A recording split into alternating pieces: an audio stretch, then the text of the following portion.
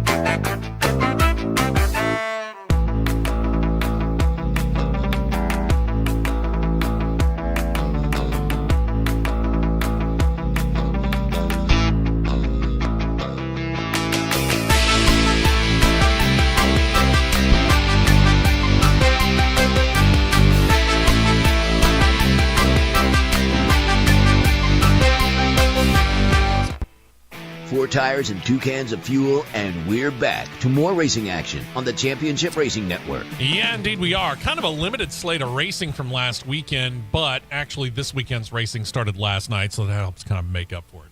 Let's get into it here. Very limited slate, kicking off with Indycar running at Road America in the new for 2023 pavement. The strategy is what got Alex Palou into victory lane. He claimed a 7th career IndyCar win in the process. And the thing about it is Colton Herta had been up front for most of the race. He came in for his final pit stop, had 15 laps to go. Palou followed on the next lap. And remember, Road America's long. It's 4 miles long.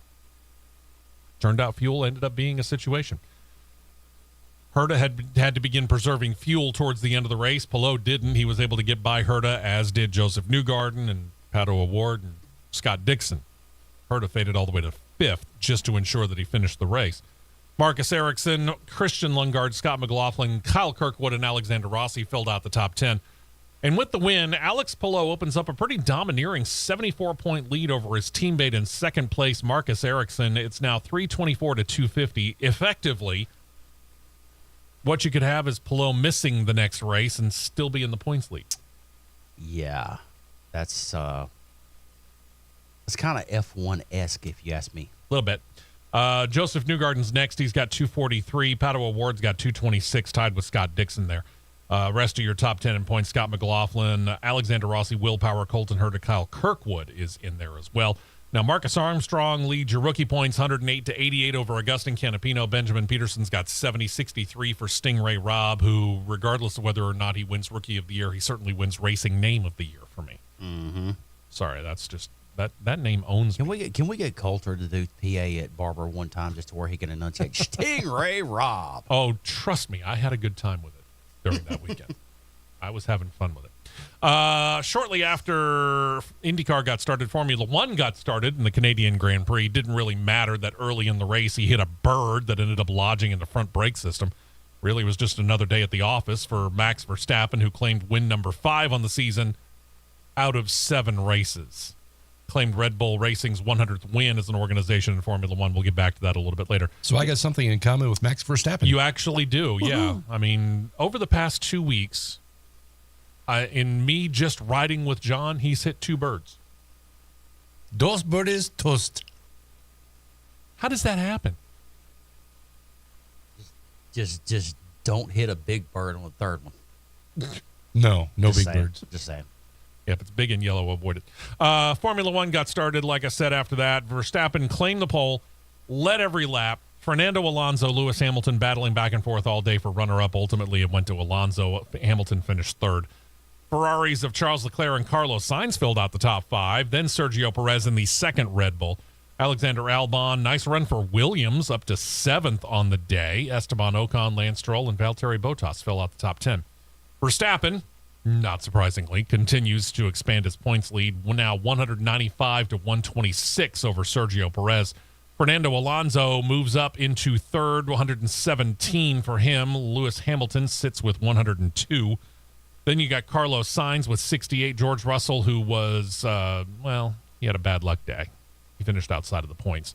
He sits with 65. 54 for Charles Leclerc. Lance Stroll, 37. 29 for Esteban Ocon. Pierre Gasly sitting in 10th, holding 15 points.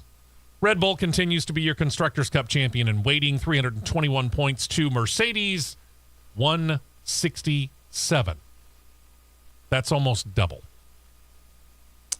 Yeah. 22 races in the year. We've run 7, and Red Bull's almost doubled Mercedes points. Time to get the little graphic up like you see in video games that says game over. 154 for Aston Martin. Ferrari's got 122. So the battle for second still on. Ferrari is kind of losing ground there. 4th place looks to be pretty much all theirs, because you drop from 122 for Ferrari to Alpine, which holds 44. That's triple. Yeah. Then you got McLaren with 17, so Alpine seems to be in 5th all by themselves for the moment. Let's see. McLaren 17, Alfa Romeo up to 9, jumping over Haas F1, holding steady at 8, despite the fact that you had Nico Hülkenberg, who qualified 2nd. We talked about the penalty, and we'll talk about it a little bit more. He had a penalty. He qualified 2nd, but he got a pre-race penalty that had him actually starting 5th. And still finished outside the points. Williams is out of the cellar, courtesy of Alex Albon's nice top 10 finish. They now have 7. Your new bottom dweller, AlphaTauri, with 2. The dude, the James guy that they've got, this the new principal at Williams, he's flipping that program around. He really is. In a He's hurry. doing a nice job there. In a hurry. Does it get busier than 2 races this weekend? Well, yes. As it turns out, yes, it does. And it began last night with that guy right there joining the friends and family and all that at Nashville Superspeedway for the Craftsman Truck Series race. They ran the Rackley Roofing 200 as it was seen on Fox Sports 1 or heard on MRN Radio. Matt, talk to us about the race last night. Quick little hop, skip, and a 25,000 feet jump up to Tennessee. But interesting race from observing everything, because the racetrack did something that I didn't expect. It flipped. Normally you see a racetrack flip from loose to tight. A racetrack flip from tight to loose. Doesn't happen often. Never seen one do that before, because there was quite a few trucks dealing with issues of that nature. But after a late race restart, it was trying to get to the final running order here. It was Carson Hocevar taking win number 2 of the year last night after a nearly late race choke job by Zane Smith. He nearly choked it away and hit the wall on the last lap after a dive bomb into 3. You had pole sitter Nick Sanchez was 3rd, Corey Heim 4th, Bailey Curry with a career best 5th place run, Chase Purdy 6th after restarting 2nd on the last restart and just missing turn 1 when he had a good shot to do it. Matt DiBenedetto 7th, Tyler Ankrum 8th, Ben Rhodes 9th, and Jake Garcia rounding out your top 10, bullet pointing through the field. You had Grant Enfinger 13th. You had Matt Crafton 15th. Tony Breidinger making her 2nd start of the year. She was 17th. Stuart Friesen was 18th. He had an up-and-down night. Christian Eckes was really not even a factor all night long, which was very surprising to me. Yeah. He was 23rd. You had Haley Deegan 28th after an early mishap on lap 3. Ooh. Jack Wood and Kyle Busch is 51. He really was never a factor. He had some issues all night long. After running very, very strong in the opening stage, he had, I think it was a fuel pump pickup problem. Raja Karuth ended up 32nd. Yeah. And then after getting involved in an accident at the end of stage 2, you had Brett Holmes come in 34th. Okay. Your guys who are already in the playoffs include Zane Smith, Grant Enfinger, Christian Eckes, Carson Hocevar, Corey Heim, and Ben Rhodes all have at least 1 win. Ty Majeski, Matt DiBenedetto, Matt Kraft, and Nick Sanchez making up the rest of your top 10. Sanchez, 6-point lead over a tie between Stuart Friesen and Tanner Gray. 350 points for Nick Sanchez, just inside the top 10. 344 for Friesen and Gray. So things not settled by any stretch of the imagination when it comes to the Truck Series playoffs. Nope. Then we get to today, as we air live. Of course, we air live on Saturdays. NTT Indycar Series will actually be doing this next week. I should say this, but looking forward to them heading to Iowa for a doubleheader weekend. Xfinity Series getting into the action in Nashville. They're going to run a Tennessee Lottery 250 airing on USA and PRN Radio, 3:30 p.m. Eastern, 2:30 p.m. Central Time. Then later on tonight, usually we get Formula E running very early in the morning. Well, they happen to be stateside this weekend. So for their 1 annual United States-based race, the first time they ever go to Portland International Raceway. And this is a bit unusual as well, because usually Formula E runs on street courses or a street course that's kind of half and half with a road course. This time it's all on the Portland International Raceway, and it's now entirely a road course. It was city streets at one time, but it's now closed off to the public. So they're going to run the Southwire Portland E-Prix on the 12-turn, 1.967-mile-long course, CBS Sports Network, if you get it, at 8 p.m. Eastern, 7 p.m. Central Time. This is a fast course for these guys. Mm-hmm. And because of the length of the course, this is one of the longer tracks that they will go to this year. They're going to run a race that is a grand total of 28 laps. So we're saying the race is going to finish up in 10 minutes? It's going to be short. Just saying. It's going to be short. Is it worth it? No. Just wondering. NHRA taking center stage on Sunday first. Summit Racing Equipment Nationals, Norwalk, Ohio, getting prime coverage on Fox, 4 p.m. Eastern, 3 p.m. Central Time. That'll split the difference between the early part of the day and racing in the evening on a Sunday evening in the summertime on a really non-holiday weekend. It's kind of a rare event for the Cup Series, but they're going to do it. Ally 400 Nashville Super Speedway. It will air on NBC and PRN Radio, 7 p.m. Eastern, 6 p.m. Central Time. So they're going to go twilight into the night. Formula 1 and IndyCar are the series that we covered that are off on this particular. You know, kind of after last year when you, myself, and Mr. Coulter went up there and sweated our ever-loving you-know-what's off because it was so hot. And this is actually a smart move. And then the bottom fell out. With a lightning storm like I've never seen before in my life. Yeah, we were told to evacuate the grandstands because of lightning, and as we finally got up under, the rains came, and we started looking the radar, and we're like, yeah, they're not going to get this thing restarted anytime too soon, so we had to make a mad dash out to the parking lot and got absolutely drenched doing it because we had to come home. No plans to go up there tonight. Just saying. Or tomorrow. So, situation with what happened. Let's go back to what happened in the Truck Series race last night. You were up there kind of, I'm going to say trailing along with the Brett Holmes racing team. Observing. Let's just say stay tuned on that one. Okay. And what did you observe?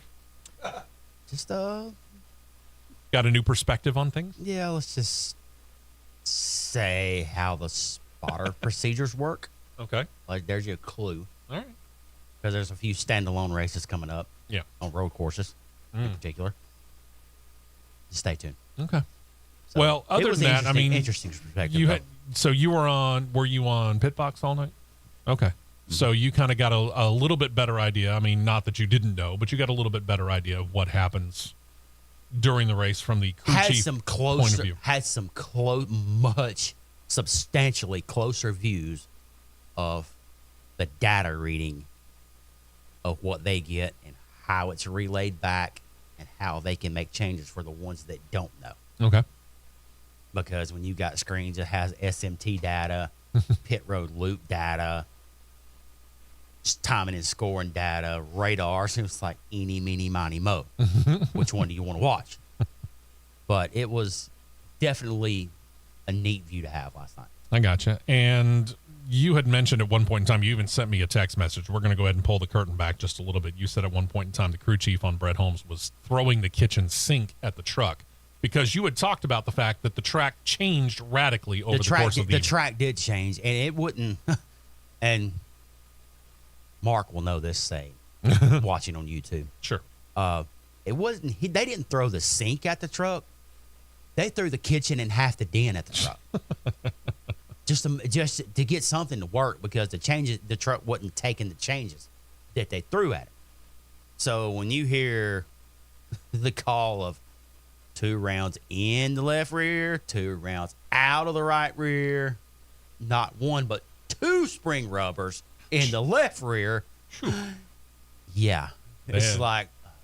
Now, he was caught up in something not of his own doing. Yeah, he was. Up until that point, did those changes seem to be working? They didn't even have time to take effect because when those changes were made was at the end of stage 2 and a lap and a half, and it didn't even have time for the truck to fire off and come in. Well, there you go. So, yeah. All right. Just one of them nights. Yeah. It's the way it goes. So, yeah, he may be involved in something here in the near future that may cause him to do the show by remote. How's that? Yeah. We'll just put it that way. Let's word it that way. All right. Let's get into some news here. And, yeah, again, Cup Series kind of leading things off here, and we got some pictures for you here. Things moved really, really quickly during that particular off week for the Cup Series. So instead of going biggest story to smallest story, we're going to kind of take things in the chronological order in which they happened. And that means Tuesday, where Stewart-Haas Racing announced they were going to make a major shift in crew chiefs. Chase Briscoe's actually going to get his old Xfinity Series crew chief. Richard Boswell got promoted to take over calling the shots on the 14 car for the Cup Series effective immediately. In other words, this weekend at Nashville. This is a pairing, crew chief and driver, that won 8 Xfinity Series races together from 2018 through 2020, thanks to StewartHouseRacing.com for the pick that you see on CRN Live on YouTube. And, by the way, for this next one as well, because with Boswell coming in, that means somebody's out, right? This guy coming up, Johnny Klausmeier. He needed to get another job. He does. Within Stewart-Haas Racing, he slides out of a crew chief role into their vehicle performance group division. Exactly what he's doing, I don't know. I didn't ask. But anyway, so Boswell moves up from Xfinity to Cup. Klausmeier moves out of crew chiefing. Stewart-Haas Racing needed a new crew chief for the 98 of Riley Herbst, which was where they got Richard Boswell. Well, that guy's going to be a kid by the name of Davin Restino. We don't have a picture of him, sorry. He transitions into his first role as a crew chief from the situation where he was the 10 car for Eric Almirola in the Cup Series, the lead engineer on that car. Before coming to Stewart-Haas Racing, he was an engineer at Chip Ganassi Racing. Again, though, this is going to be Restino's first time as a crew chief. Mm-hmm. Now, what does his experience tell you how prepared is he for this particular role from what you have seen of him being an engineer at Chip Ganassi and the lead engineer on the 10 car? Starting him out in a crew chief role for Xfinity is much better for him instead of like, hey, here's your Cup car. Yeah, certainly don't want to throw him in the Cup Series. Yeah, he'll be better off and better adapted because they don't take as much as those Cup cars do. Okay. Let's deal with Roswell first, and then I want to circle back into this Riley Herbst Restino situation.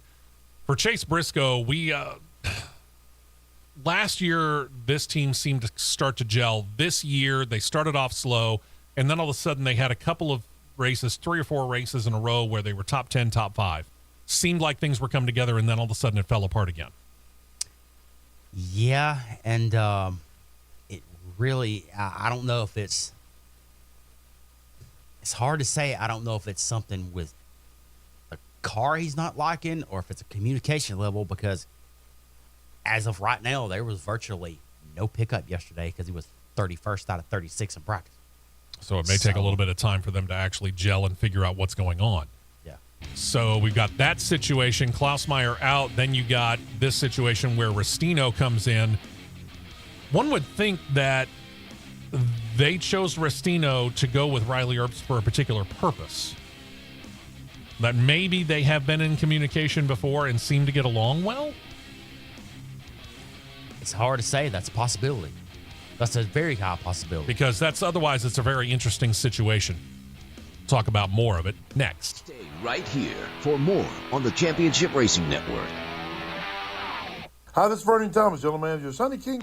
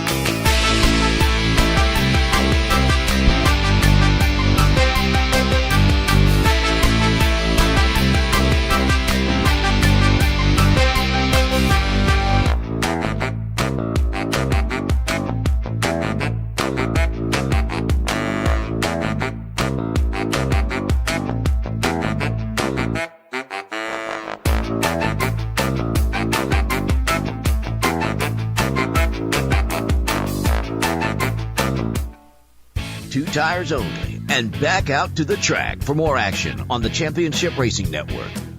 When we left off, we talked about switching crew chiefs over at Stewart-Haas Racing. The 14 car in the Cup Series got a new crew chief. The old crew chief moves into the Vehicle Performance Division, and that means that the 98, where they had gotten the new crew chief on the 14, has a new crew chief as well. And Riley Erbst, we were talking about Cole Custer, had a couple of races earlier on in the season, and it took him 5, 6, 7 races to actually kind of get into the swing of things. And you thought, hey, maybe it's starting to come around, and then they kind of fell off the grid. Well, Riley Erbst came out this year like a house on fire, but has since cooled off. Yeah. It's really tough. In situations like that, it's really tough to pin it as the communication broken down from the driver to the crew chief or the communication broken down from the crew chief to the driver. That's a hard determination to make because you see breakdowns on both ends. You don't know which end is coming from. So it is kind of weird how Custer started off cool, got hot. Herbst started off hot, gotten cold. It's kind of weird. Yeah, but something had to happen. Stewart-Haas Racing Competition Officer, Chief Competition Officer, mind you, Greg Zipadelli said of the moves, quote, "We made these changes in the best interest of the organization." Well, yeah. Different people in new positions brings new perspectives. There's still a lot of racing left to do this year, which means there's still a lot of opportunity. We need to seize those opportunities, make the most of them. Fresh perspectives from the top of the pit box into the preparation inside of the shop going to help us do that. Plus, they're in a situation now with Chase Briscoe where if he doesn't get on a real hot streak real soon, because remember, we're past the halfway point of the regular season now. And that massive penalty that they got handed down because of that stupid made-at-home vent that they put in there under the cover for the engine, it's got them back in 30, I think it's still 31st, 32nd place in the points. Deep. So they need a win because points-wise, it's going to be almost impossible for them to point their way in now. They're going to have to get a win. And that meant they needed to make a major change. They got to do something. So that's what they did. Also on Tuesday, and this is kind of burying the lead because despite the fact that changing crew chiefs mid-season is a big story, this one might be a little bit bigger. Joe Gibbs sold a minority stake in his Joe Gibbs Racing operation. The team that many thought was going to be staying in the Gibbs family, unfortunately, has lost both of Joe's sons, both JD and Coy, over the last few years. I mean, heck, Coy last year just after they won the Xfinity Series title. Yep. So they gotten a major investor in a prospective majority owner of the NFL's Washington Commanders, which is still one of the worst nicknames in all of sports. The guy's name is Josh Harris. His company is called Harris Blitzer Sports and Entertainment. We thank you very much to Wikipedia for the picture you see of Joe Gibbs on CRN Live on YouTube. Harris Blitzer Sports and Entertainment has come to terms on a deal that would have them buy the NFL franchise for a cool $6 billion. That's why we say perspective, because they've come to terms on the deal, but they have to get it approved. More on that in a moment. Through the deal with Joe Gibbs, Gibbs would become a minority partner in HSBE, which means technically he would become a minority owner in the team that he actually coached to 3 Super Bowls, although he would have nothing to do with the day-to-day operations of it. Go back to the situation of what needs to be done for them to actually have the NFL team. A vote by the NFL Ownership Committee on the sale by Dan and Tanya Snyder to HSBE will happen before the 2023 regular season. 2 dates had been set aside by the NFL, July 20th and August 8th. It does appear now, from news that I heard last night, it's going to be probable that it'll happen on July 20th.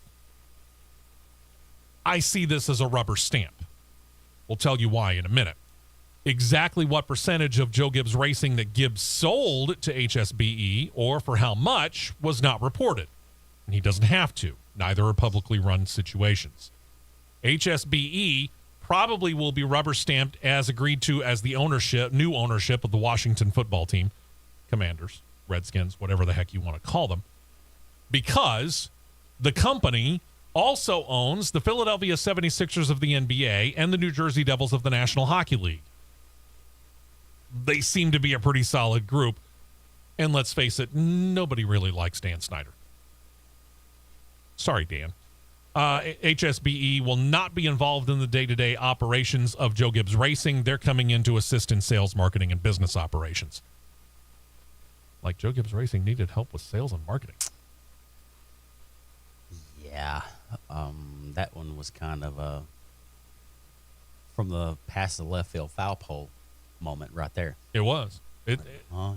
I did not expect Joe Gibbs would ever have sold any portion of this team. Not to anybody outside of the family.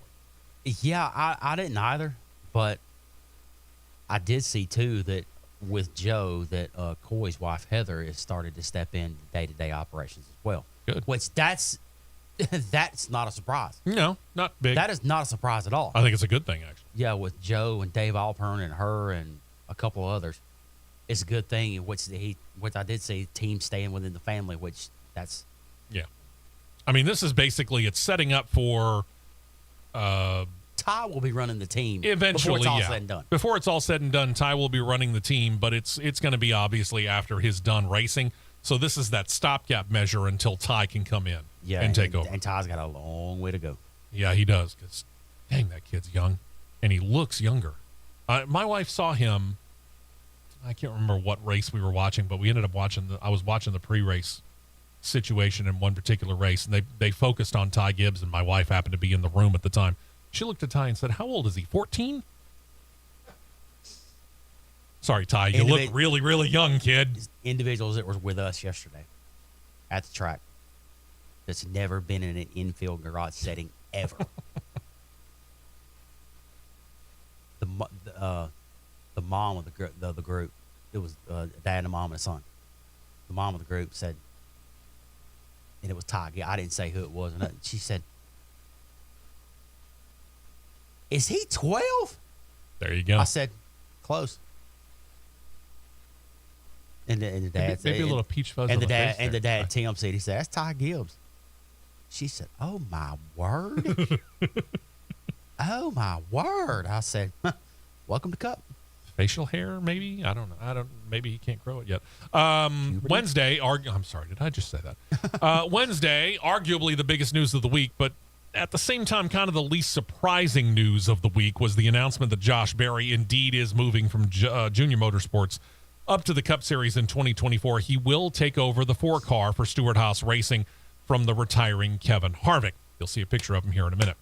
Berry has played super sub for Hendrick Motorsports this season, filling in for Chase Elliott and Alex Bowman while both were sidelined with injuries. At the same time, is competing for an Xfinity Series title. Many thought that his time subbing in the Cup Series was a tryout for Hendrick Motorsports. No, because here's the thing, and we talked about this earlier when this rumor started to come about, linking the guy whose picture will somewhere show up, I think. All 4 drivers in Hendrick Motorsports are signed through at least 2024. Ain't no place for Josh Berry to go at Hendrick Motorsports. Negative. So, Stewart-Haas Racing it was. During the press conference, it was reported that Stewart-Haas Racing had already been in talks with him while he was subbing earlier this year for Chase Elliott at Hendrick Motorsports. Okay, then. Well, there you go. Well, I thought we had a picture of him. I'm sorry. No Josh Berry. Sorry. Interesting. Anyway, during the press conference, again, it was reported that they were already in talks with him while he was subbing at Hendrick Motorsports. Rodney Childers apparently had been considering, from the moment Kevin Harvick announced that this would be his last year, being done as well until Josh Berry was announced as the driver. Rodney Childers is a big fan and can't wait to work with Josh Berry, so Childers will be back as the crew chief on the 4-car. Supposedly, and I saw this, Kevin Harvick handpicked Josh Berry. Not a bad choice. That's At not all. a bad choice at all. And the reason I was clapping when he started saying that, talent still wins. Let's get into that, because that was something that actually was talked about during the press conference here. I don't have a transcript of it, so I don't have a quote necessarily for you.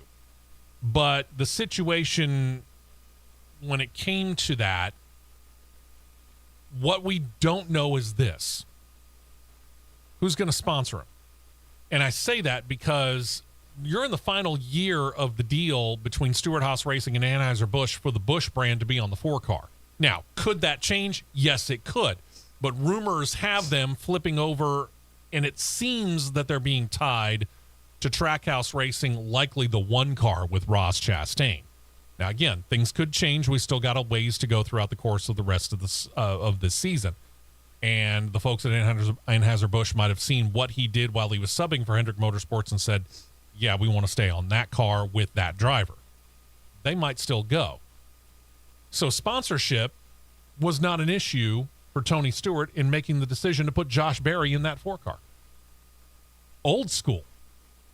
Yeah, I can tell you now, sponsorship will not be a problem on that 4-car. Oh, it shouldn't be. It will not.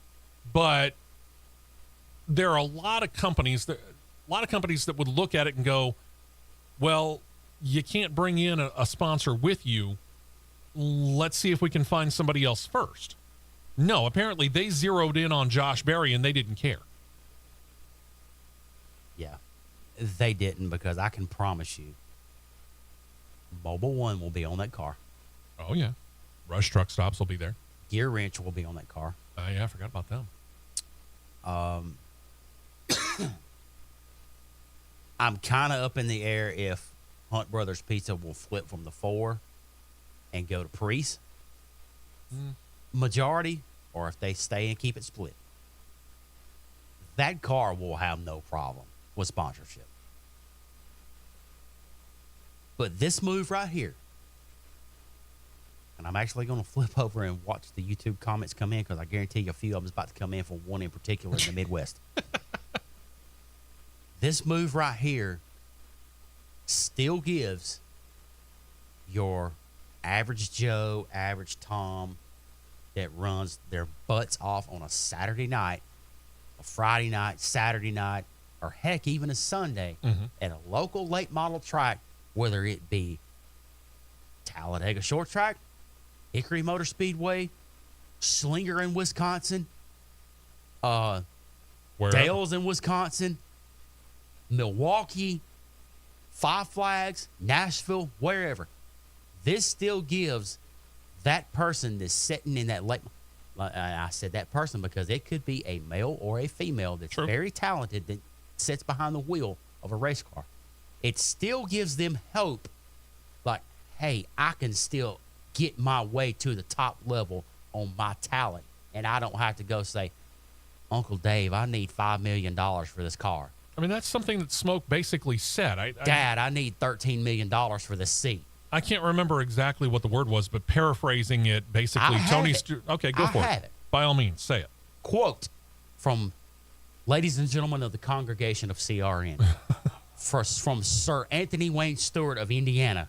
Quote, I'm not interested in some kid's father buying their way to Cup. We want guys to earn their way, work hard, and know the values it takes to be a top-tier driver, not one who got a high school diploma and suddenly they're a Cup Series driver, end quote. There you have it. If you got talent, Tony Stewart will notice. He pays attention. He does.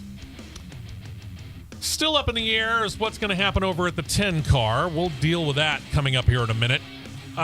When is Noah Gragson going to be back in the Cup Series? We'll talk about that. And a pretty interesting pairing up here that's got a major country music superstar working his way into getting a little bit more involved in NASCAR. We'll talk about that as well. When we come back, thank you for checking us out here on CRN. We will be right back with more on the Championship Racing Network.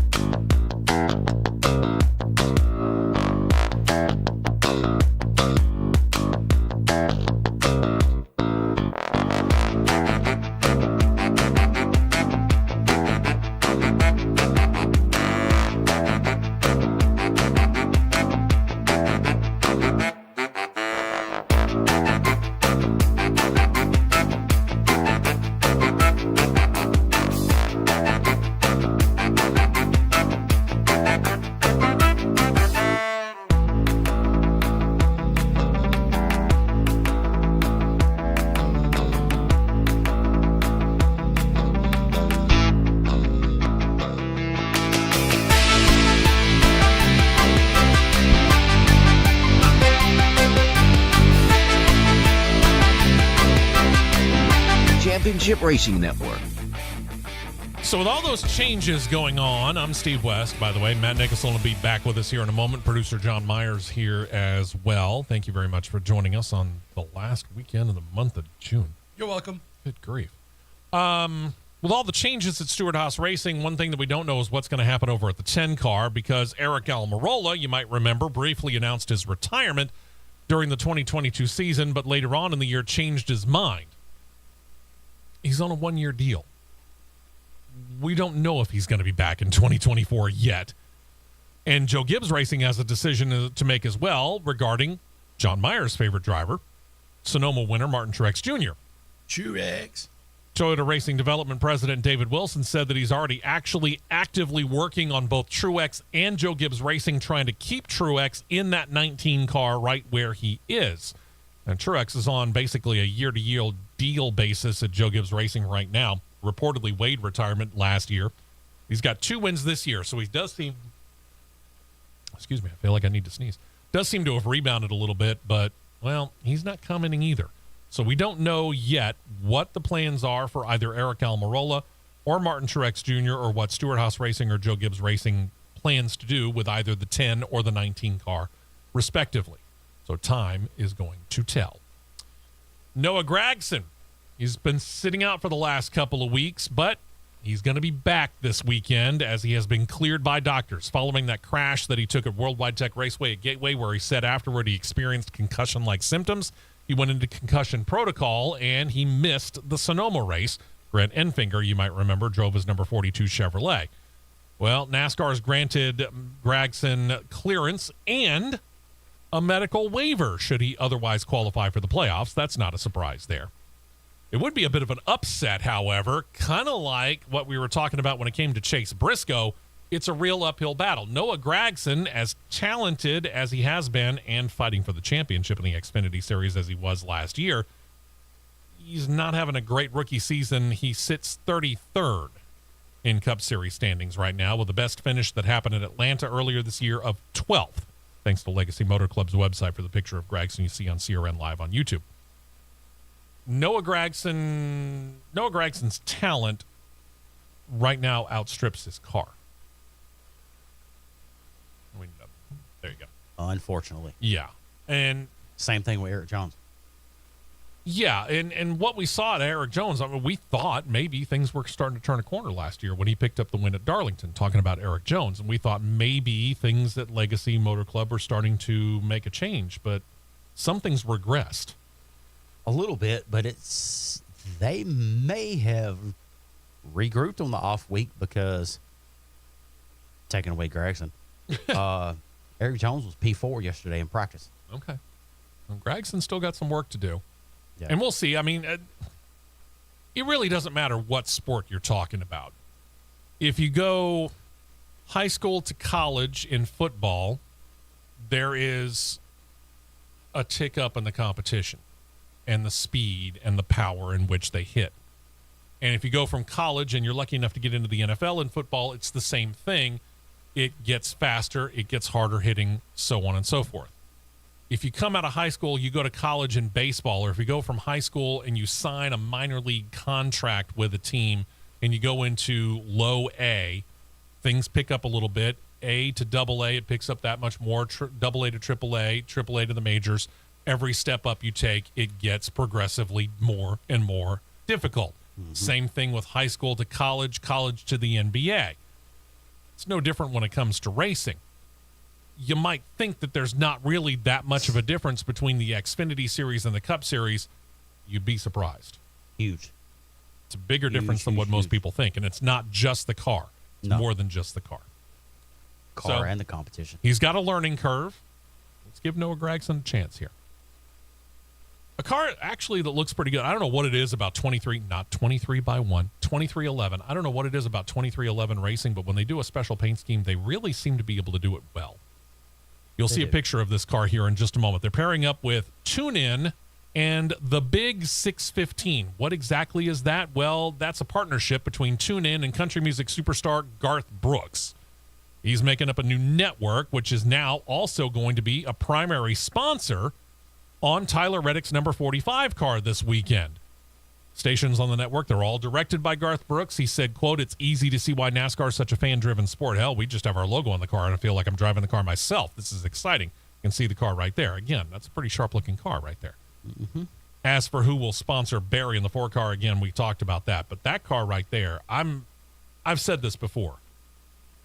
I have collected the NASCAR diecast collectibles. I really only get, unless you give me, if you gift me one from another driver, I'll keep it. But as far as what I buy, I have only bought Darrell Waltrip and Tony Stewart, or peripheral that are related to a paint scheme of Tony Stewart or Darrell Waltrip. I've got a couple of Bobby Lamonte cars, for example. Yeah. I would consider buying that car. That's a pretty sharp-looking car. My eyes were on it yesterday. Yeah, he actually got to see it live and in person. Does it represent as well in person as it does in the picture? Oh, yeah. Okay. Considerably. There you go. It's very... The second Jordan scheme that got ran last year, not the first horrific dinosaur-looking car. Yeah, that one didn't look that good. The second one looked real good, though. The white and purple and gray one. Yeah. It is very, very reminiscent of that one. I can see that. It really is. Yep, I could see it. The picture that you're about to see is actually not of the proposed 2023 look. From what I understand, it's the 2022 look. But Hendrick Motorsports has announced that the Lumar Window Tinting Company is set to remain as a primary sponsor with them and on the 9-car of Chase Elliott at least through the 2026 season. Lumar was on the hood for 2 races and will be on the hood for 2 races each and every year of the deal, and will be an associate sponsor for the remainder of each year. As part of the extension, they're actually going to get 2 extra races on the hood this year. They've already been on it once. And the return dates for Daytona and the final regular season race, the playoff race at Talladega, will join the still planned but yet to run playoff race at Las Vegas, which was already part of, again, the 2023 schedule. HarpoonDesign.com gave us this look on how the car looked last year when it hit the track. Will it look similar to that? Maybe. But again, we'll wait and see. You remember us talking about 3F Racing? 3F Racing. Remember 3F Racing? 3F Racing. Vaguely. Yeah, very vaguely. You'd be excused, by the way, if you don't remember that.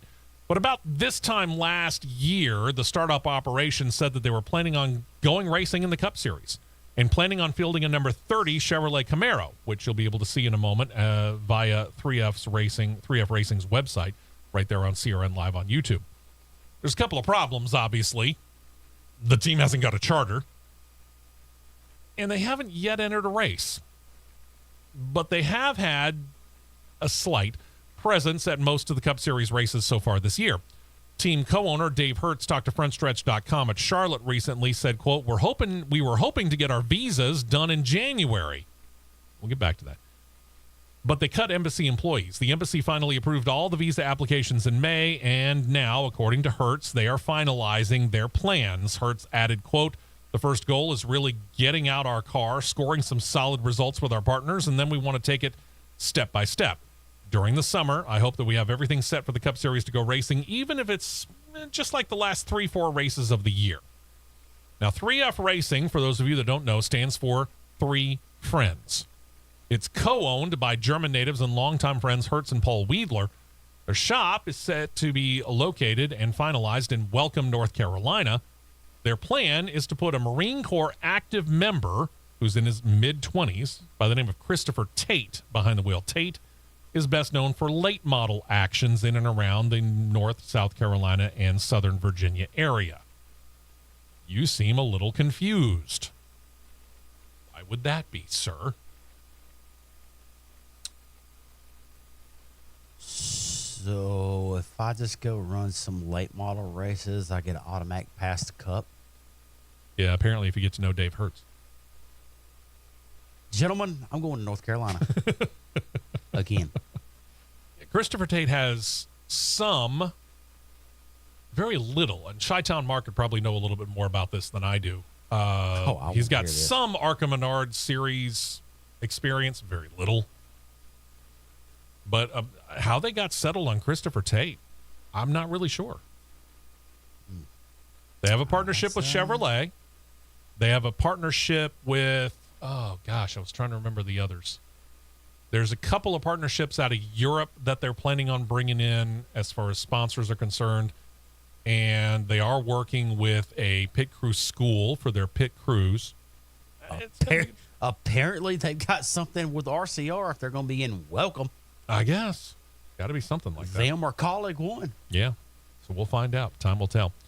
And, of course, NBC taking over Cup and Xfinity Series TV package for this weekend and for the rest of the 2023 season. For the Cup Series coverage, Rick Allen's back as your primary announcer. Steve Letarte once again joining him in the booth. Expect, as they have in the past few seasons, for Dale Earnhardt Jr. and Jeff Burton to join them in commentary. Usually what you get is 2 television studios, and you'll get Rick Allen and Steve Letarte in one, Jr. and Burton in another. We'll have to see whether or not that changes for some of these tracks. On pit road, you'll have your pit road reporters, Marty Snyder, Dave Burns, Kim Kuhn. The early part of NBC Sports NASCAR coverage will actually see a whole heck of a lot of it on the USA Network, save for this weekend at Nashville and the Chicago Street Race. They want to put that on NBC as well. Indy Road Course will be on NBC, and the regular season finale for the Cup Series will be at Daytona, will also be on NBC. Everything else is going to be on the USA Network. The reason why is they're actually saving up, as opposed to last year where a ridiculous number of the playoff races moved over to USA. I get it. In some ways, I get it because we're starting to get into college and NFL. But still, your Sunday night, NASCAR's usually done by the time we get to Sunday Night Football. Typically. And apparently NBC was listening. The first 4 playoff races, still a little too much to me, but Darlington, Kansas, Bristol, and Texas, they're all moving to USA, but the final 6, Talladega, the Roval, Vegas, Homestead, Miami, Martinsville, and the Cup Series championship race at Phoenix, all will air on NBC. You're starting to get the message there, NBC. Starting. You haven't gotten it completely, but you're starting to get it. And it's about time. Mm-hmm. Take a look at Xfinity Series coverage here real quick because we've only got a couple of stories there. Justin Marks may own Trackhouse Racing, but being behind the wheel is in his blood, so it comes as little surprise he's going to get back in a race car for the Chicago Street Course, but it ain't going to be for his own team. He's teaming up with Cowlick Racing, marking his first Xfinity Series start since the 2018 season. Marks has 35 Series starts to his credit, 1 win. That was Mid-Ohio in 2016. Marks said of this opportunity, quote, "It's very difficult to retire as a race car driver. Got a lot of experience on street courses, so when NASCAR announced it was going to Chicago, I just felt like I had to be part of that experience. We have a great relationship with Cowlick Racing through our pit crew department, and being a fellow Chevrolet team makes my return to racing with the team. It just felt right." Marks is going to drive a number 10 car, which you're about to see on CRN Live on YouTube, thanks to TireBall.com. That's what the car is going to look like. That number 10 car already has 2 wins this year, obviously not with Marks behind the wheel, featuring sponsorship from a Trackhouse Cup Series partner in Jockey. That's a decent-looking car. Nice patriotic scheme for the July 4th weekend. This is stupidly smart by Cowlick. I like how you put that. Stupidly smart. Yeah. Marks is a solid driver. He may be a little out of practice, but it's not going to take him long to get back into it, especially when you're effectively evening up the scales here, because we're going to a place that nobody has been to before. Not one driver has set one Goodyear Eagle tire on this course. It's up for grabs. First point of order on that. I saw a drone video of the path of the track of this. Mm-hmm. Worse than what we thought originally. This is going to be iffy. This in some places, this is going to look Monaco tight. Ooh. Secondly,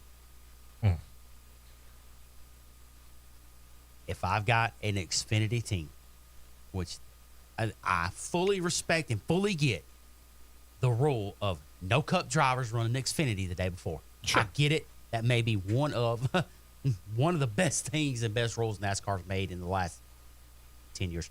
Oh, sure. You give me a roster of Jordan Taylor, Justin Marks. You give me...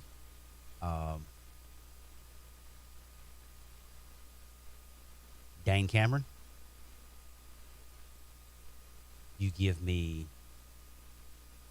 any of the people that's on the Cadillac hypercar team at IMSA. Road racing, heavy background. First person I'm calling is Justin Marks. There you go. Justin Marks is probably the most underrated, best road racer, whether it be from an owner or a driver standpoint. And I even say that ahead of AJ Allmendinger. That's big Marks. Big time right Justin Marks is a heck of a road course racer. there. There you go. And that 10 car is now an automatic pencil in to win that race next week. There you go. We also noted the Cup Series schedule from NBC Sports got about an even split when you look at the total numbers that are airing on NBC and the USA Cable Network. For Xfinity, almost all the races going to appear on the USA Cable Network. Your exceptions, they're going to put on NBC Road America, Michigan, Kansas, and the Roval. Not Talladega. Even the Xfinity Series Championship race, Phoenix, moving off of NBC because of college football. It'll be on the USA Cable channel. We've said it before, ladies and gentlemen. We'll say it again. Football rules in this country. Whether you like it or not, that's the way it is. The NFL takes precedence over literally everything else. College football takes precedence over everything but the NFL. But I will say this, and this has proven consistent over the course of time, at least when it comes to the Cup Series. When it comes to television ratings, the Cup Series is third amongst all major sports. Something I wish NBC would take to heart. Hour one's in the books. Hour two next. We will be right back with more on the Championship Racing Network.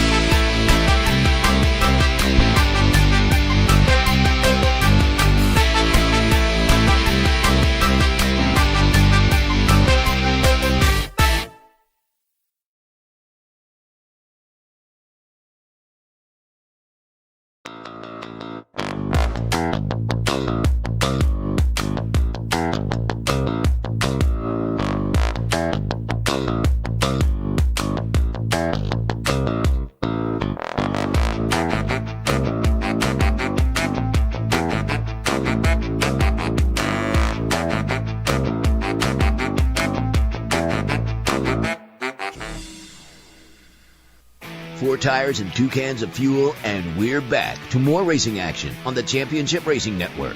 Thank you very much for joining us. We appreciate you doing it on this particular late June weekend here. I'm Steve West, along with Matt Nicholson, producer John Myers, and something that was actually missed And I'll admit I missed it as well. Big post-race celebration for Grant Enfinger back at Worldwide Tech Raceway at Gateway. It was a milestone win for GMS Racing. How did it get overlooked? Well, with the win, Enfinger kind of overshadowed everything when he noted that he and his wife were expecting their second child later this year in the Victory Lane celebration. So nobody was really paying much attention to anything else. Turns out that win marked the 44th Truck Series win for GMS Racing, and it now marks them as the winningest team for Chevrolet in Truck Series history, dating back to when it began, mid-1990s, 1995. They took over the top Chevy slot from Kevin Harvick Incorporated. Remember them, kids? They held the moniker since 2011, 43. And GMS Racing hasn't been around all that long. They actually began in 2012 as an ARCA Menard Series operation, moved into trucks in 2013 with 3 races before going full-time in 2014. So they have actually done this in 9 years full-time of competition. Their first Truck Series win came with Austin Dillon driving in 2015, and, well, they've been a pretty consistent power ever since, including 2 titles, 2016 with Johnny Sauter. Sheldon Creed won it in 2020. Sauter actually has the most wins in GMS Racing history, 13. Creed's next at 8. Then you got 5 for Brett Moffitt, 4 for Enfinger and counting. Zane Smith is in there, and Justin Haley. They've got 3 each. Chase Elliott has moonlit for them. He's got 2 wins for him. Drivers with 1 win each in a GMS truck: Austin Dillon, Kyle Larson, Ben Kennedy, Kaz Gralla, Timothy Peters, Sam Mayer. We've talked about teams that come in and they seem to do it right. Joe Gibbs came in, did it right.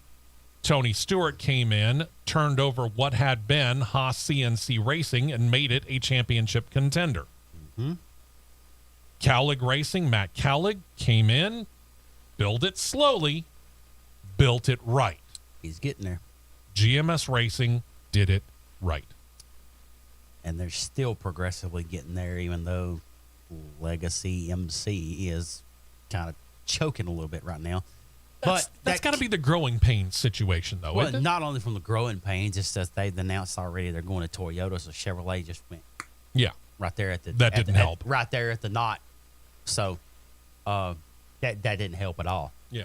But get through the rest of the year, regroup, and then they'll probably come out like a bat out of you know what next year Sure. with Toyota.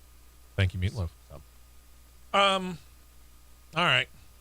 I guess we really got to talk about this Chicago race weekend because it's next weekend. yippee. Looming very large on the calendar. And it's going to be very unique, obviously not just for being the first time that the Cup Series or any NASCAR series for that matter is going to run on a street course. Yeah. But also for the way that they're choosing the pace car.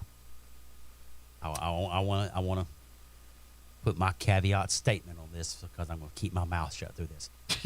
This has to be the most insanely stupidest thing I've ever seen. So Ever. Chevrolet, Ford, and Toyota are all bringing cars with proper official pace car paint scheme looks on them, and they're taking them to Chicago. And each will have the chance to lead the field of green in both the Xfinity and the Cup Series races. This will be decided on qualifying in the Cup Series alone. Your pole-winning car will lead the field to start the race. Then the future races, if and when they happen, they'll start to rotate around between the 3 marks. The 3 cars for 2023 are actually going to be 2024 Chevrolet Camaro ZL1, the 2024 Ford Mustang GT, and the 2023 Toyota Camry TRD. All 3 cars are making appearances around Chicago this weekend through the week up to the race weekend. Now,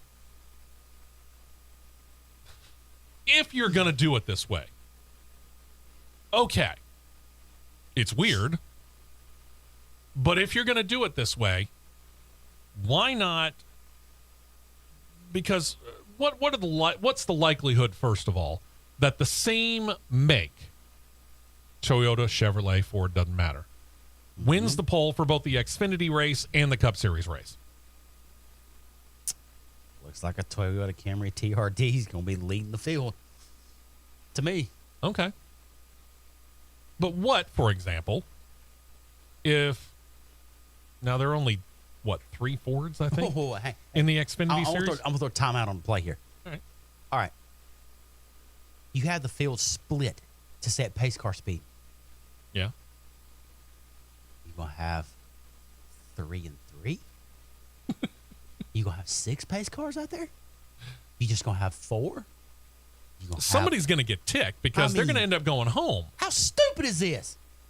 If a Toyota, we'll use your example, if a Toyota Cup Series driver wins the pole for the Chicago Street Course race, that means the Toyota Camry TRD paces not just the Cup race, but the Xfinity Series' race, regardless of whether one of the 3 or 4 Fords or one of the multiple Chevrolets from Junior Motorsports or RCR or whoever ends up getting the pole for the Xfinity Series. Or are we going to have a Supra for Xfinity and Camry for Cup? See, that's also the question. Because they don't run the Camry in the Xfinity Series, do they? That's right. It's weird. You're trying too hard, NASCAR. You're trying way, way too hard. We're trying too hard to make this like an F1 style street race when it doesn't need to be. No. Simply put. It doesn't need to do any of the stuff that they're doing with this. You're going to the point where you're taking something that should be ridiculously simple and you are vastly overcomplicating it. Coliseum, anyone? Amen. And then there's this. We talk about video games. Got a new NASCAR video game coming out entitled NASCAR Arcade. It's set to come out for the Sony PlayStation 4 and 5, your Xbox Series 1 and XJS. You can get it for Nintendo Switch. You can get it for your PC.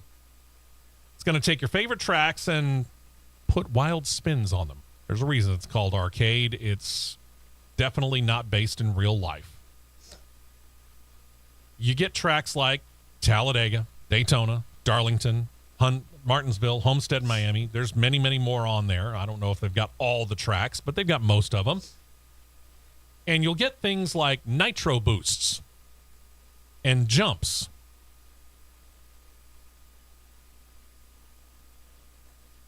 Enter Arcade. I'm unsold. Other features include a full array of racers from NASCAR's 75 years, so you could actually customize the car and driver to your taste and choose a very old car. I guess you could go with the Hudson if you wanted to. Game is available for pre-order now for $49.99, but there is a Project X bundle, using Air Bunny's quotes. Project X bundle will set you back $10 more. It includes the game, but it also features things like a hovercraft, Project X paint schemes, fire suits, helmets, a Project X team sponsorship, and a whole lot more. How fast is the hovercraft? But wait, there's more. Don't know. And can you make the hovercraft hit the banks at 200 miles an hour at Talladega? I'm not paying $49 to find out. I got to see a lot more of this thing before I'd ever consider buying it. I hate to tell them that, but this is true. Got a picture of this as well. About 2 weeks ago, you probably remember hearing the news about that portion of Interstate 95 collapsing in the city of Philadelphia. That was June 11th specifically. The Pennsylvania Department of Transportation, or PennDOT, sent crews to the scene and began working around the clock and regardless of weather, started to clear the scene and build a temporary fix that would allow the traffic to flow through that area while working on a longer-term fix that has no specific timeline.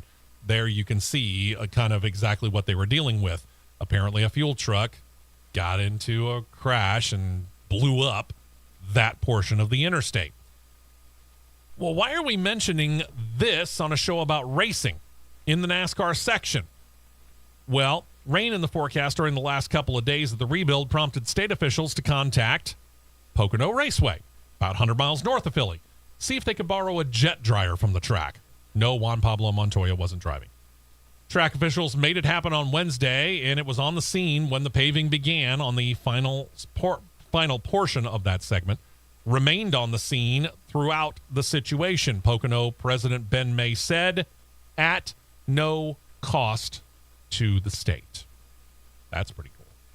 They're going to use it to help dry and cure the asphalt before line painting is performed. The roadway is scheduled to reopen sometime late this weekend to be ready for rush hour traffic this coming week, thanks to Lancaster, Pennsylvania television station WGAL for the pic that you see on CRN Live on YouTube. That's ugly right there. But for them to have cleared all the rubble out and get at least a temporary fix done in 2 weeks, it's pretty impressive. And at the same time would make me wonder exactly how much of that do I want to drive over. That's the definition of round the clock. And I'm not driving over any of it. Yeah, I think I'd want to avoid the area, but hey, it's Interstate 95, one of the busiest interstates ever. Yeah, One of the busiest highways in the world. Yeah, I found that out a few years ago when I was in between D.C. and Baltimore. I'm like, no. Oh, I've driven that D.C. to Baltimore run on 95, and I've driven it on the GW Parkway, and neither one of them are fun. I would rather drive I-75 in Atlanta on Thanksgiving than drive I-95 during a regular day of the week. Good luck with that. Let's turn our attention over to the Superstar Racing Experience. They have extended their title sponsorship of the SRX Series for another season with Camping World, so at least through this 2023 campaign. SRX CEO Don Hawks put out a statement that said, quote, Camping World and SRX have become nearly synonymous over the last 3 years. We're thrilled to see them come back and join us for a third year. Look forward to welcoming them to ESPN. Camping World and Marcus Lemonis have been loyal to all kinds of racing. Well, I'll say for the truck series, which they abandoned. And in particular, SRX. Marcus is a hands-on leader. He has developed a great company and has been phenomenal partners of SRX. I make a little bit of fun with that. And I'll admit this, Camping World, yeah, they've been long, very big supporters of racing on many levels. NASCAR, obviously, Camping World Drag Racing Series in the NHRA. We talk about them. Now SRX. Yeah. I can't blame them a bit. Not only are they going to be the title sponsor of the series, they're going to show up on one of the cars. They are sponsoring Brad Keselowski's ride in the SRX Series this year. You can see how that car is going to look right now, or coming up here in a moment on CRN Live on YouTube, courtesy of the SRX Twitter account. I'm not going to say that it is one of the more involved paint schemes that they've ever put on the SRX Series. I mean, there you go, right there. You can see it. It's pretty plain. Gray with blue and the white Camping World logo. I couldn't tell this was a race car. You couldn't really? The 6 and the Keselowski on the front didn't tell you that? That's the only thing that told me that. Oh, okay. You did ask me what series this was from. Yeah, I had no clue. Yeah, that's an SRX Series car, but that's the hood look. That's not the profile look that you're about to get from the next one. Because we have a Bass Pro Shop sponsorship ride that Tony Stewart's going to field this upcoming year. The Outdoor Superstore and Smoke were partners in NASCAR and other forms of racing, and now they partner in NASCAR in the SRX Series for the first time ever. So there you go. That's a little bit more involved, but if you look right there at the hood, you can tell these are cars that are built specifically to be as, similar to the others as possible. You want the car to look the same. You want the body to look the same because you want it to be up to the drivers. But that's how Tony Stewart's car is going to look this year. I don't know if they're going to sell that as a diecast. Maybe. If they did, I would consider it. As a quote. If it wins. As a quote from the iconic comedian Bill Engvall. Here's your sign. There's a subliminal message in that. Oh, yeah. Here's your sign. Mm-hmm. Watch it, boys. Things are happening. Here's your sign. Things are happening. Who is Johnny Morris good buddies with? Tony Stewart. Anthony Wayne Stewart, better known as Tony. Yep. Who's looking for sponsors next year for the 4-car? Tony. A.K.A. Smoke. Uh-huh. Who's been on an Xfinity car with the incoming driver to the 4-car? Josh Berry has had Bass Pro Shops on the car. Here's your sign. This wouldn't be the first time, by the way, that we've seen Bass Pro Shops sponsor multiple cars, assuming that they do this, in the Cup Series. Remember when Tony Stewart had that on the 14 car in the Cup Series, and they also sponsored Austin Dillon? I have seen it on cars with Jamie McMurray, Austin Dillon, Ryan Newman, and Tony Stewart at the same time. Yeah. And they're currently dealing with Martin Truex Jr. with a side sponsorship with Austin Dillon. Wouldn't be shocking to see them on the 14 car next year, too. Paving the ground, boys and girls. Paving the ground. Let's go ahead, John, and take an early break here. And when we come back, we'll switch gears. We'll go from the Superstar Racing Experience. We don't have any NHRA news of real big note this weekend. So we'll skip over them and we'll go straight to Indycar when we come back. And there's plenty to talk about here, including the fact that, unusual for Indycar, tempers started to get the best of a couple of drivers and led one to get into a shoving match with another. In IndyCar? Really? We see it in NASCAR all the time. IndyCar? Double birds, boys. Double birds. We'll talk about it when we come back. Thank you for checking us out and keep listening to us here on CRN. Don't touch that dial. The Championship Racing Network will be right back.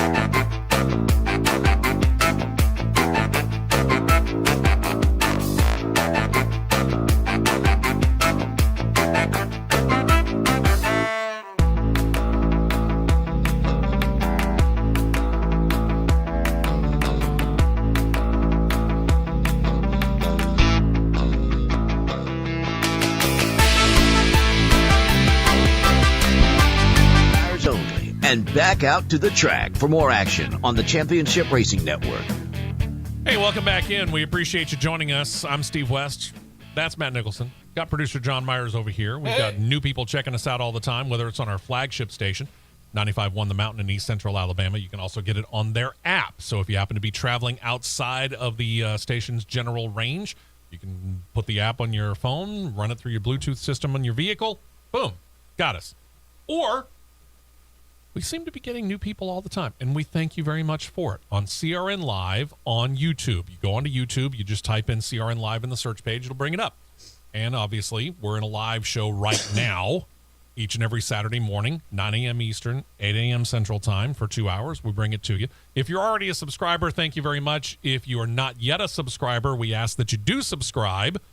It's free. It doesn't cost you anything. And it lets you know Tell your friends. Exactly. And it lets you know each and every time that we are going on the air that, hey, got something new from the fine folks over at CRN. Again, like producer John said, if you're already a subscriber, tell somebody else about it. We appreciate it. Drivers being upset with each other after racing or even qualifying, that's not new. We've seen it in every single series that we cover, and quite frankly, a whole lot of series that we don't.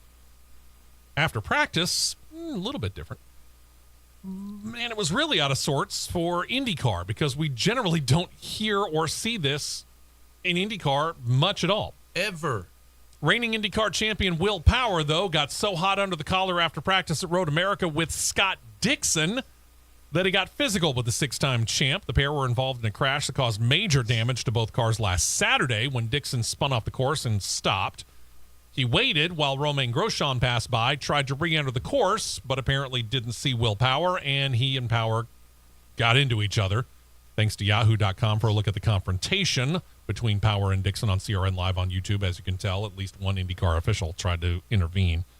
What in the bloody? Yeah, really. The resulting crash caused Power to hit a concrete barrier, and as mentioned, both cars suffered severe damage. Power got out of his car, exchanged words with Dixon before then shoving him in the chest, stormed off, kicked at the air in frustration. Power later said, quote, "I didn't expect him to move. Such a pity.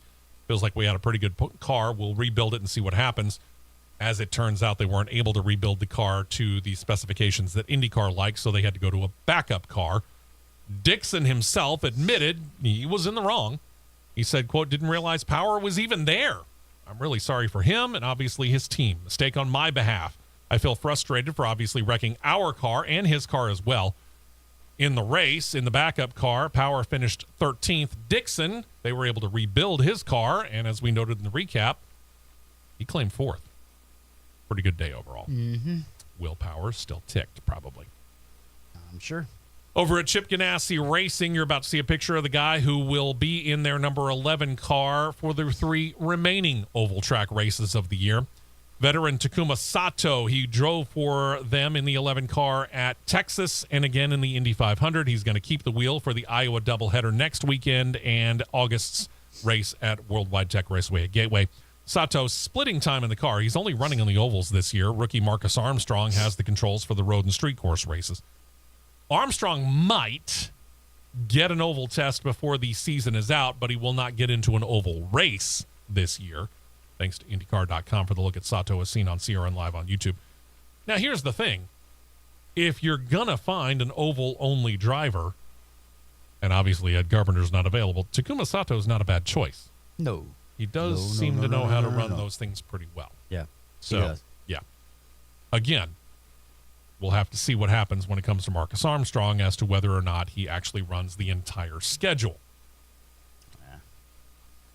We'll see. This whole splitting thing, I've never really understood it when it came to Ed Carpenter, but heck, he's the owner of his own team. He can do whatever the heck he wants to do.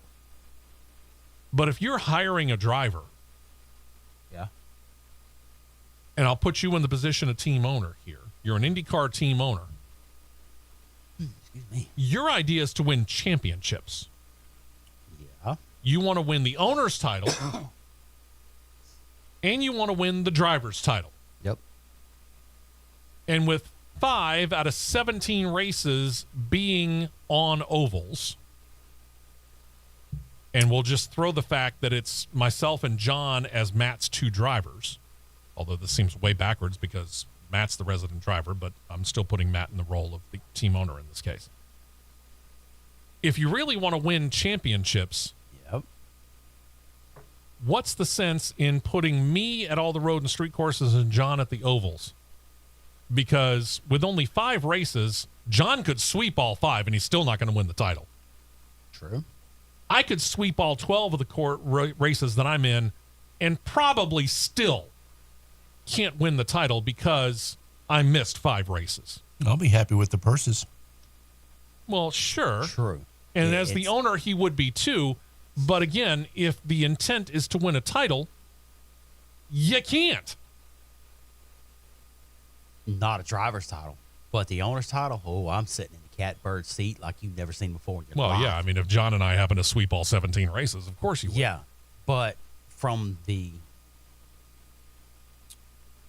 logistical point of it, let's word it that way. It makes no sense to have, oh, John, you're going to drive Indy, Texas, Iowa, Gateway. Steve, you got the wheel the rest of the year. Okay. I mean, to me, no disrespect to John, but to me, I'm sitting here wondering, why can't I race the entire year? You're taking away your aspect of winning both outright. And I know there are subtitles within the title. There is an oval track points title. There is a road and street course track title within the year. I'm saying from the sense But you of can't win the IndyCar championship overall. you can't win the driver's championship overall. You can win the owner's championship overall. But I you can't win the driver's title. Yeah. If you're splitting between two or more drivers, you can't win the driver's title with your team. No. And I thought that was the whole point. It's my point of saying you're taking away your aspect of winning both titles outright. I'm just not sure I understand that whole idea. Me, it's all or zero. I'm driving all 22 races, or I ain't driving none of them. Yeah, and and the other side of it was, we dealt with this when it came to Romain Grosjean, who came over from Formula One, and I get it. He wanted to get his feet wet in IndyCar before he went into the ovals, which he's now running all the races. Sure. Jimmy Johnson made no sense to me whatsoever, because Jimmy Johnson switches from his multiple championships and many years in the Cup Series and goes to IndyCar. And what does he do in his first year in IndyCar? I'm not going to run any of the oval races. Dude, those are the ones you're familiar with. You've been on every single one of those oval tracks that IndyCar races on. Those are the ones that you should have been running. That made me laugh so hard. He goes to Iowa, and look what he does, ladies and gentlemen. Top 5. Huh. Durr. I mean, To me, give me a break. if I'm Jimmy Johnson, I want to run the ovals because I've never been really in a freaking Indy car. No. So if I'm familiar with the track, but not familiar with the car, I still have an edge. Exactly.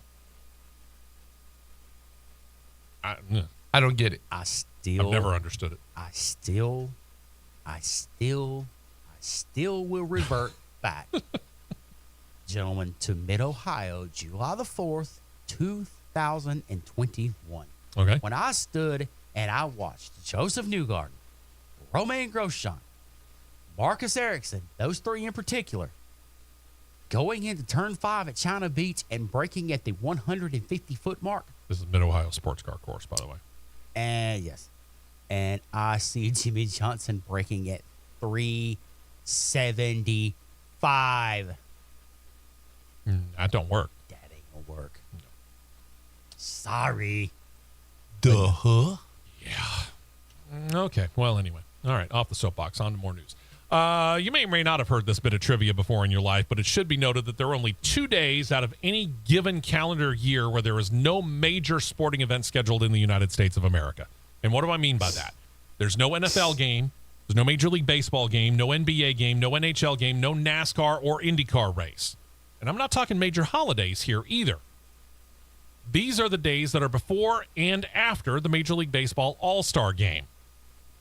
So with nothing else going on, major sports-wise, one of those days features the ESPN ESPY Awards ceremony celebrating the best in the year in sports from ESPN. They feature fan-voted categories, which, to our interest, one of those categories is Best Driver.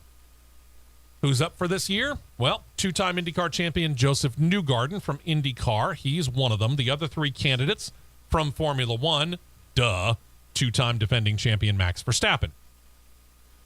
Defending NHRA Top Fuel champion Brittany Force.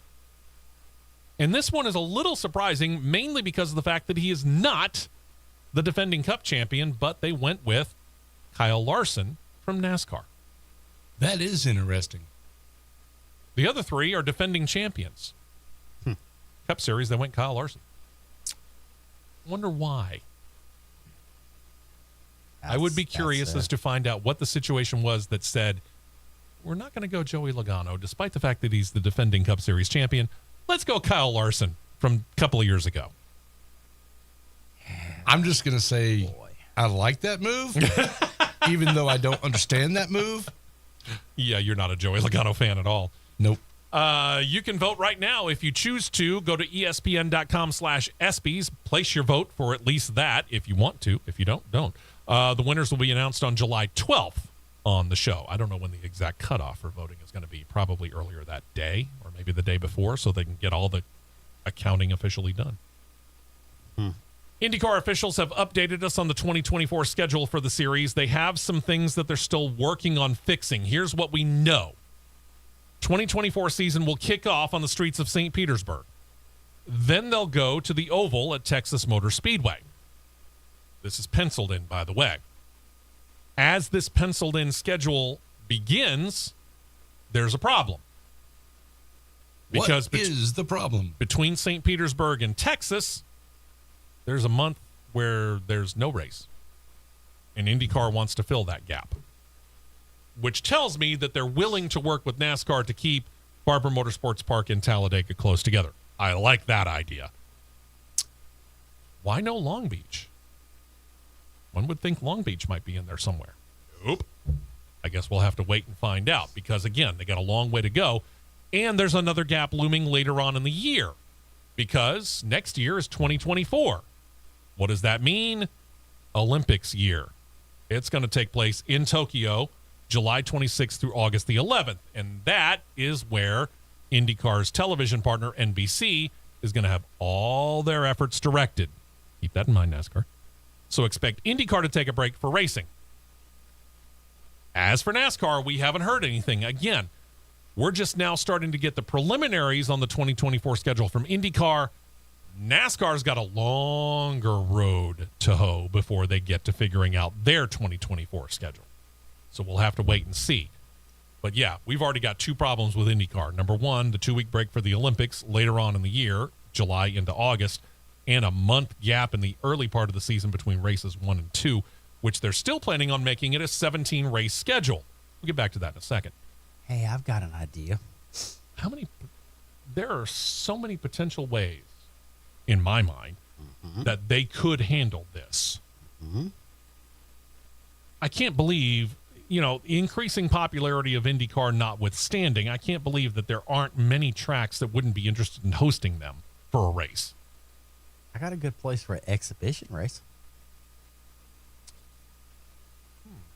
Would this be part of your hashtag Diffie to Dega campaign? Part of it. You would find out real quick how much intestinal fortitude males have. Quickly. Because since we're on the subject of IndyCar, take a wild guess where the IndyCar, let me rephrase that, the iRacing U.S. Open Wheel Series is now, since IndyCar pulled out of iRacing and they're all on MSG video games, which is stupid. It was a dumb move. Yeah. Where the track was this week, and I had a ball driving this track. No, it was not Talladega. Where'd you go? Darlington. Ooh, interesting. That would have been rough on the tires. Imagine sixth gear, 211 through 1 and 2. Oh. Ouch. Yeah. Covering Darlington in 22 seconds. All right, I will say this. You've taken your open wheel car on iRacing out onto Talladega. I have. How fast? Let's see. The last time I ran it with a qualifying setup, I hit 247 going into turn 3. No draft. Ran I think it was a 39.685 lap. We're going to get back to this. Penske Entertainment CEO Mark Miles talked to Racer.com about working up the proposed 2024 schedule, said of expanding the schedule beyond 17 races, quote, I think domestically the number's more likely than not going to remain at 17. I'm not saying that's fixed, but that's looks most likely the result. There are prospects for some racing after the championship is over outside of the U.S. If that occurred, it would add to the total number of races, but again, they wouldn't be points races. The average speed for that lap exactly was 241.302. Some years ago, we had our, I'll say now former boss at Talladega Superspeedway, because he has moved on to different departments. He's still at Talladega. He's a gentleman by the name of Russell Branham. And he told us this story off the air, but I've said it on the air before, and I'm going to say it again. He told us a story about how one time in testing, and this was many, many years ago, back when A.J. Foyt still was a regular driver in IndyCar. And they were doing a test session at Talladega, and A.J. Foyt happened to bring his IndyCar to Talladega. And he ran an unofficial couple of laps. This is A.J. Foyt, the all-time leader in IndyCar history when it comes to winning races. He's a champion. He's won multiple Indy 500s. He's won a NASCAR Cup Series race, as we would call it today. The man could get into basically any kind of car and drive it and be competitive, if not win. But according to the story from Russell Branham, A.J. Foyt pressed that car as hard as he felt he could, which tells me he took it to the limits of his comfort. And this wasn't an official time.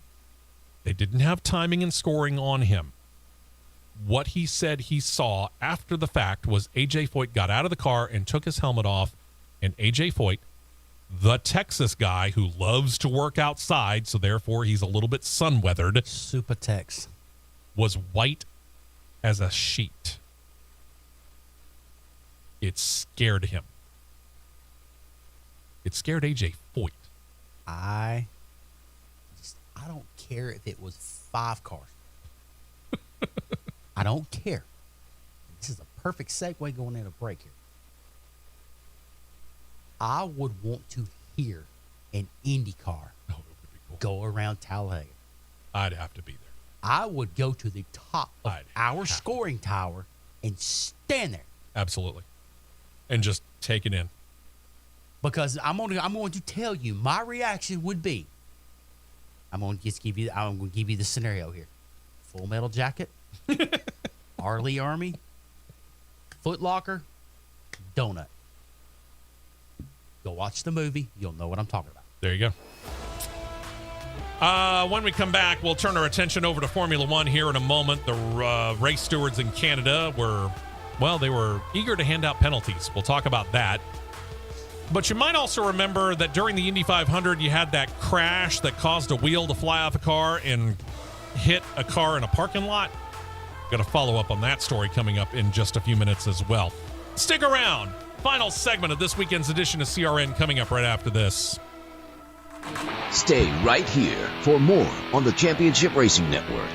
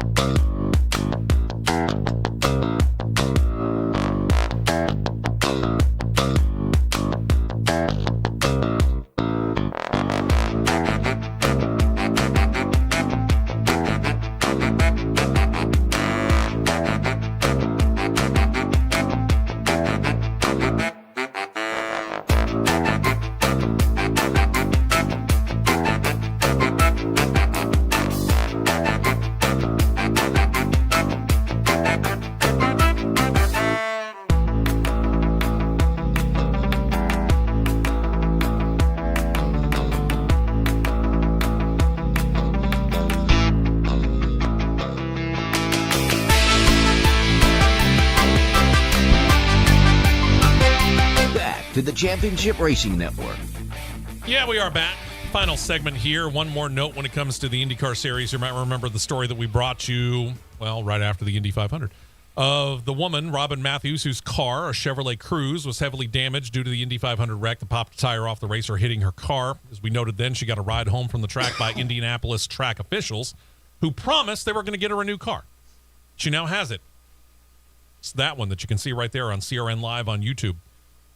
They took her home in one of those official vehicles given to the track by Chevrolet for the race, a Chevy Equinox small SUV, and she liked it a lot, commented about it. So IndyCar officials who drove her home, specifically CEO Mark Miles, started talking to Chevrolet, cut a deal, gave it to her. That's her car. Thanks to IndyCar social media for the picture that you see on CRN Live on YouTube. Good for them. Yeah, good deal. No, John, they're not going to give her a Corvette. Wouldn't that be nice? Over to Formula One. What would be nice if they gave it to me? Well, sure. Not that I could even fit in the tight cockpit of the Corvette. I've said this on numerous occasions. I'd love to get into a Corvette, drive it around for an hour or two, and anybody who wants to offer one up, I just want to find out what it's like just to drive it for an hour or so. But I'll tell you this. Getting in, I could do that. Getting out, I'd have to roll out.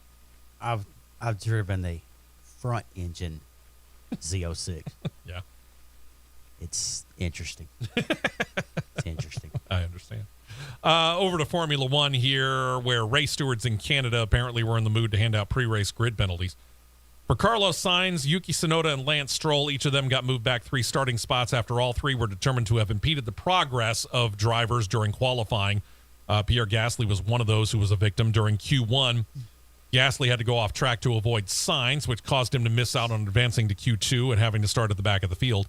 In reviewing the field in the video of that, they also noted, track officials did, or race stewards did, that Tsunoda had overtaken Sainz, causing Sainz to delay his qualifying run, which resulted in impeding Gasly. So that's where those 2 penalties came into effect. Later in qualifying, Lance Stroll was determined to have impeded the progress of Nico Hülkenberg, while Tsunoda had also impeded Oscar Piastri. So basically everybody was just getting into everybody else's way. So anyway, those 3 got 3 grid spot penalties. For Hülkenberg, he recovered. We talked about it at the beginning of the race during the recap. If you missed it, you missed it a lot. He qualified second for the race, second best qualifying for effort for Haas F1 in their history after Magnussen's rain-assisted pole position last year in Brazil. But Nico Hülkenberg had to start the race 5th because race stewards claimed that Hülkenberg didn't react quickly enough to red flags that happened during qualifying. A report from the stewards read as follows, quote, this is going to be a lot of technical jargon, I'll warn you now. The driver had just finished his fastest lap and had started another push lap. He was at turn 1 when the red flag was displayed. However, at that point, he was already 1.5 seconds over his delta time. Care to explain that, driver? Like I'm going to pass because that would give me a headache trying to, which is, when you throw the red flag, you stop the data. You stop it. My opinion. They didn't. The statement for you. Yeah, the statement goes on, quote, he, Nico Hülkenberg, claimed this made it extremely difficult for him to come below the delta in the next sector. He also admitted to confusion about the beep signal in his headset, and therefore at one stage he thought he was actually going too slow. Comparison of telemetry with that of the 31 car of Esteban Ocon showed that in general, for the rest of the lap, he was approximately the same speed as the 31 car, which complied with the delta times in each mini sector. We regard this as a mitigating circumstance. However, the regulation is very clear, and whilst there is no question of the driver acting dangerously or driving unsafely, there was a breach, and thus a penalty had to be imposed. The normal penalty for failure to slow under red flags is 10 grid positions. However, in view of the mitigating circumstance, confused about the beeps in his headset, the lower penalty was appropriate. So he started 5th. And we have to remember that there was a driving rainstorm in qualifying. Well, I think that's a pretty large mitigating circumstance. Yeah. I mean, there was a lot going on. No doubt about it. We noted during the recap, Red Bull Racing got their 100th win of their particular organization's history. Max Verstappen, obviously the driver who claimed the win in the Canadian Grand Prix. Lost in all that was the fact that it was Verstappen's 41st career Formula One win, and that puts him even with the legend, Ayrton Senna, on the all-time wins list for the series.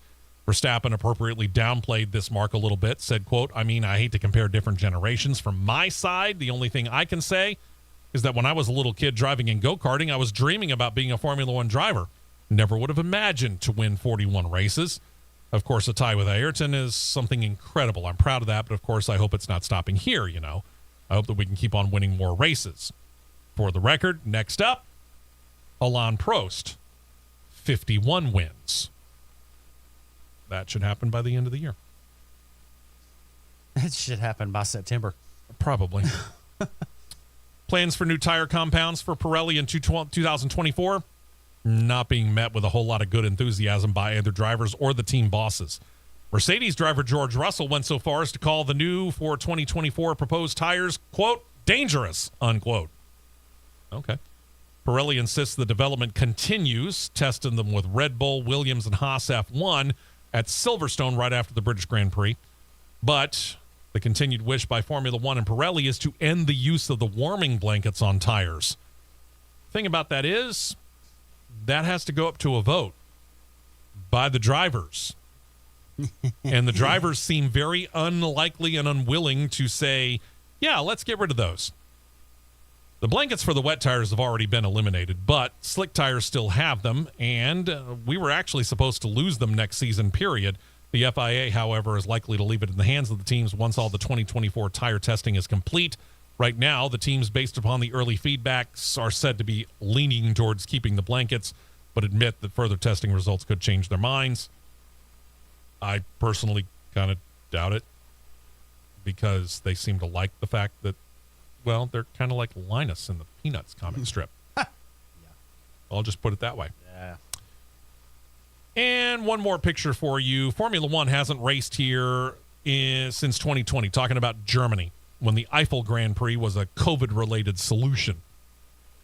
As we've done this show in its varying titles and homes, we've seen a German Grand Prix run at two different facilities. Nürburgring, not the full long 12-mile course, but the shorter Formula One course. And then Hockenheim, that track that you see right there on CRN Live on YouTube. Thank you to, this is a very German site, Dunkervort.com, for the look at the track as it sits. Germany, folks, what do you want? Anyway, I don't know if that's worse than Automotor und Sport, whatever that website is. Yeah, Automotor und Sport. Anyway, between Nürburgring and Hockenheim, they were bouncing back and forth between the two, and then it was kind of Hockenheim only for a couple of years, and then, well, pretty much soon enough, no race in Germany. According to a report on Autogear.com, talks between officials with Hockenheim and Formula One have tentatively begun. The course's director, Jorn Teska, said this, quote, the pressure is high for a German Grand Prix. I would think so. It's one of the heritage races in Formula One. Anyway, he said, quote, the pressure is high for a German GP, so Formula One approached us. They want to talk. In other words, it's Liberty Media. There are signs from the championship that something like this is conceivable in the future, but they're just signs, nothing more, nothing less. There is the cautionary tale that's constant when it comes to racing. Sponsorship. Ding. Teska referred to that as well, said, quote, you need partners who are willing to share the risk on different shoulders. It can't be that all the actors want to make money in Formula One beyond the racetrack. Okay, I get that. How in the world can you not find a sponsor for a Formula One race in Germany? You don't look. That's pretty much it right there. You don't look. I mean, you got a little company called Mercedes. One. You've got the Volkswagen Auto Group, which is already getting involved in Formula One with Audi, and Porsche wants to still. And then there's VW themselves. No, by the way, there's, let me see. What else is there? BMW. Don't tell me that you couldn't just go to an automaker and go, hey, what do you think? I don't know. Maybe it's just me. Yeah. The FIA, according to a report on motorsport.com, found the loophole that Formula One teams have been exploiting in the budget cap and have officially closed it effective immediately.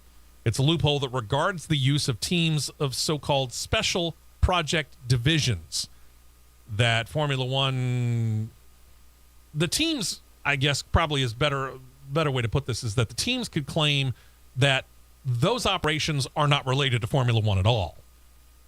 But the thing about it is many people inspect that they are indeed working with the Formula One side of things, maybe not 100%, but certainly working on things for them. Red Bull, for example, has their advanced technology division. McLaren has one called Applied Technologies. Mercedes calls theirs Applied Science. Aston Martin employs one called Performance Technologies. All of them purportedly work on projects not related to Formula One, but the FIA isn't necessarily taking them at their word. They've informed all teams that any little bit of information that comes out of those divisions that gets used by the F1 operation will now fall under the cost cap, even if the information gleaned wasn't initially designed and or meant for Formula One. Bravo Sierra. Yeah. Some of the divisions have helped outside projects like America's Cup Yachts, bicycle performance for teams entered in events for things like the Tour de France, road cars for Mercedes, Ferrari, and McLaren, among others, and other projects. But as we racing fans know, anything learned through racing benefits road cars. And, well, if you got something that benefits other forms of racing, that kind of research could benefit your racing operation. You cannot tell me that Red Bull's advanced technology division does not have their fingers within those two F1 cars. Yeah. I don't care how much work you do Red Bull for the America's Cup Yachts. You can't tell me that something didn't trickle over to the Formula One operation. Sorry, not buying it. Gosh, the mask that you throw out on the yachts. Let's see what it can do to help Max's F1 car. I bet you there's something. Yeah, I'm sure. FIA Technical Directive 45, TD45, as they call it in-house, informs the teams that their special projects divisions can remain in operation, but that any intellectual property coming out of those divisions that's used by the Formula One division is going to have to be counted under the cost cap. Research, development, all of it. Overspending the budget cap can have serious repercussions. Red Bull had to pay a $7 million fine for going slightly over the 2021 budget cap, they said, due to an accounting error based upon catering. Catering. So, yeah, throw intellectual properties that the Formula One cars could actually use and don't count that, and let's see how much your fine becomes now. That means no more escargots. No, not at all. And by the way, we're hearing that the FIA budget cap police are going through everybody's budgets with a fine-tooth comb. And it's rumor. It's only rumor. But there is the rumor out there that Red Bull might be over it again this year. Oops. They did it again. Somebody might want to get in touch with some people, say, in some NFL teams, which have salary cap restrictions, and they've got officers that pay very, very close attention to that sort of stuff. I want to talk to them. Just saying. Let's talk a little Formula E as well, because there is one almost full 2024 schedule that has been presented. It does have to be approved by the World Motorsport Council, but if it is approved as it is released, here's your provisional schedule for next year in Formula E. And it will take it to Japan for the first time ever. The schedule as released shows the preseason testing will happen in Valencia, Spain from October 23rd through October the 27th. And then they'll take the rest of October, all of November, and all of December off, about 2.5 months before season 10 would officially begin. That'll happen January 13th, 2024 in Mexico City. From there, they move to Diriyah, Saudi Arabia for a doubleheader weekend, January 26th, 27th. Two races in February are slated. One for the 10th, one for the 24th. But we don't know where. They don't have a location settled at this time. March has 2 races, the 16th in Sao Paulo, Brazil, while on the 30th, the series will run in Tokyo, Japan for the first time ever. April 13th, they go to Rome, Italy for a doubleheader weekend that'll also run on April the 14th. April the 27th, we'll have them in Monaco. Then you go to May 11th and 12th. They'll be in Berlin for a doubleheader weekend. And then a third race in May, slated for the 25th, has yet to have a location. Then you get to the final stretch of the season, June 8th, Jakarta, Indonesia. They'll be back at Portland. Remember, they're still doing construction on that New York City road course. So Portland, June 29th, 2024. And season 10 will wrap with a doubleheader, as it will this year, in London, July 20th and 21st.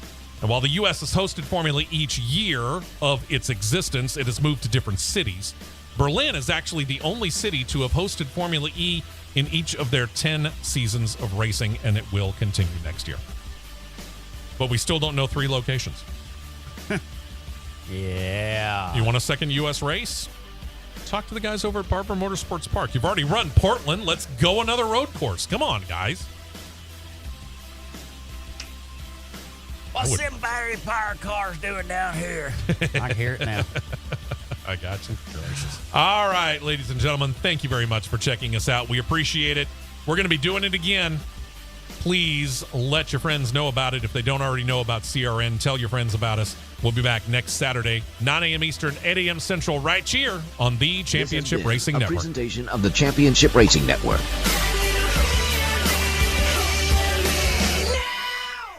WDNG 1450 AM and W236 CQ.